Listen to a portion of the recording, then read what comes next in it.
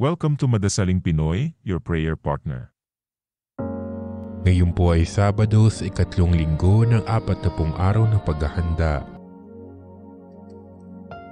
Ang mabuting balita ng Panginoon ayon kay San Lucas.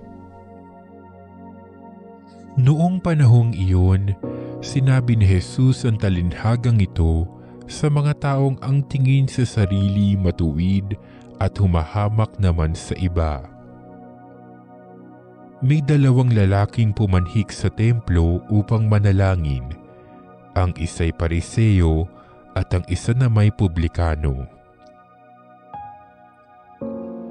Tumindig ang Pariseo at pabulong na nanalangin ng ganito: O Diyos, nagpapasalamat ako sa iyo pagkat hindi ako katulad ng iba, mga magnanakaw, mga magdaraya, mga mangangalunya, o kaya'y katulad ng publikanong ito.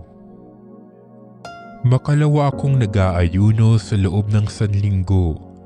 Nagbibigay ako ng 10 ng lahat kong kinikita.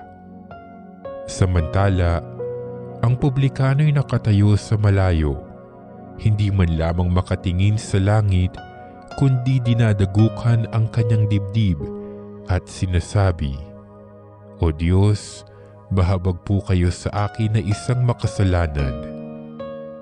Sinasabi ko sa inyo, ang lalaking ito'y umuwing kinalulugdan ng Diyos, ngunit hindi ang isa, sapagkat ang sino mang nagpapakataas ay ibababa at ang nagpapakababa ay itataas.